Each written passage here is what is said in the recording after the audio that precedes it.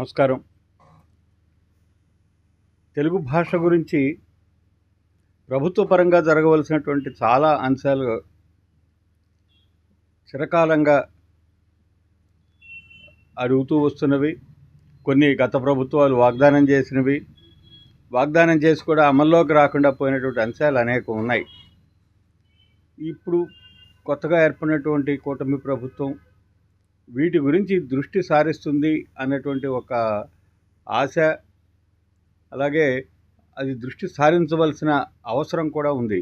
ఒకసారి మనం ఇప్పుడు తక్షణం జరగవలసినటువంటి కొన్ని అంశాలని ప్రజల దృష్టికి తీసుకురావాల్సినటువంటి అవసరం కూడా ఉంది. ముఖ్యంగా ఒక విషయం నేను గుర్తు చేస్తాను. 2008లో ఒక 4-5 సంవత్సరాల పాటు తెలుగు భాషోద్యమం చేసిన పోరాటం ఫలితంగా కొంత రాజకీయపరమైనటువంటి ఒత్తిడులు కూడా తోడ్పడటం కారణంగా మనకు కన్నడ భాషకి ప్రాచీనతా హోదా, రెండు భాషలకు కూడా ప్రాచీనతా హోదా 2008లో వస్తే 2011-12లో దీనికోసం ఒక పరిశోధనా కేంద్రాన్ని ఏర్పాటు చేయడం జరిగితే ఈ 12 సంవత్సరాల కాలంలోనూ మనకి 2011-12 దగ్గర నుంచి కనుక తీసుకున్నట్టయితే అసలు మనం చేసిన పోరాటం ఏమిటి, ఈ తెలుగు భాష ప్రాచీనతా హోదా వల్ల మనం పొందినటువంటి లాభాలు ఏమిటి, ఆ లాభాలు తెలుగు భాషకు ఎంతవరకు ఉపయోగపడుతున్నాయి అన్న విషయాన్ని మనం అంటే ఒక 17 సంవత్సరాల విరామం తర్వాత ఇప్పుడు ఒక్కసారి మనం పునర్మూల్యాంకనం చేసుకుంటే మనకి ఏ రకమైనటువంటి ప్రయోజనము వనగోరలేదు అనేటువంటిది చాలా స్పష్టంగా అర్థమవుతుంది.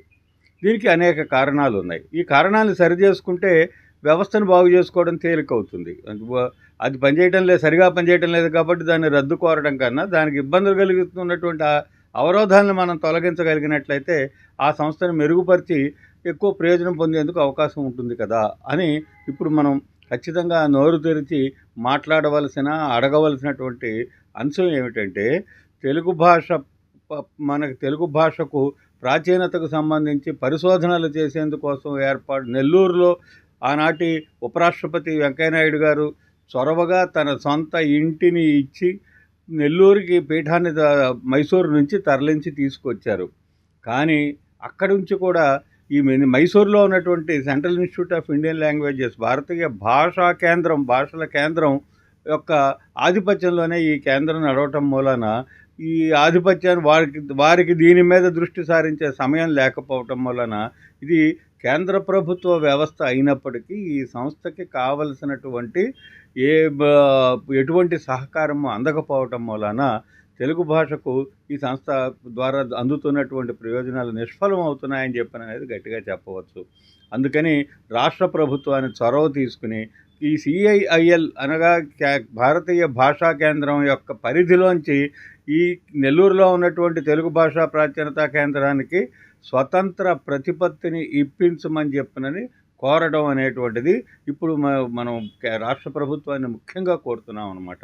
ఇది జరగకపోతే మనం ఈ 100 కోట్ల రూపాయల ప్రాజెక్ట్స్ తీసుకోవడానికి మనకు అవకాశం ఉన్నటువంటి ఒక గొప్ప సంస్థ అది.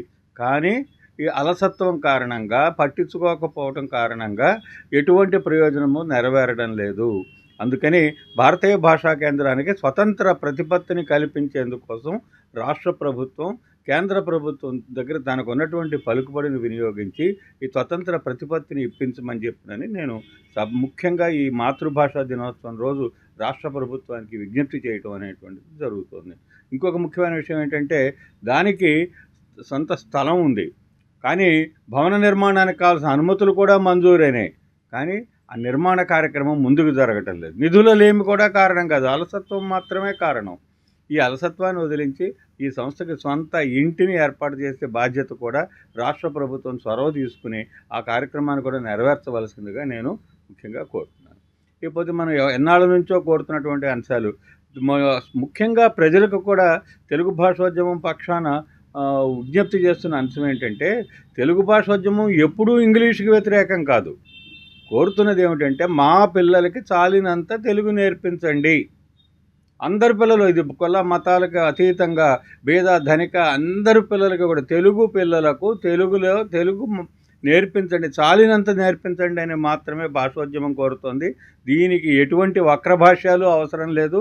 దీనికి వేరే అంశాలు కూడా ఏమీ లేవు. ఉన్నదల్లా మా పిల్లలకు చాలినంత తెలుగు నేర్పించండి అని మాత్రమే భాషోద్యమం తెలుగు పిల్లలందరి పక్షాన కోరుతోంది.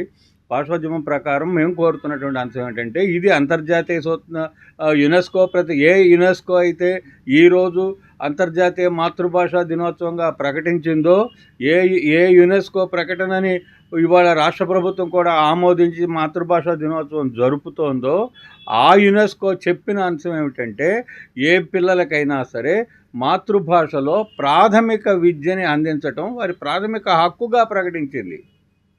కాబట్టి అన్ని వర్గాల అన్ని స్థాయిలలో ఉన్నటువంటి వ్యక్తులకు కూడా మీ పిల్లలు మా పిల్లలు అనేది ఏమీ లేదు. తెలుగు పిల్లలందరికీ ప్రాథమిక విద్య తెలుగులో నేర్పించి పై తరగతులలో చాలినంత తెలుగు వారికి వచ్చేటట్టుగా చేయమనేది మాత్రమే భాషోద్యమం కోరుతోంది.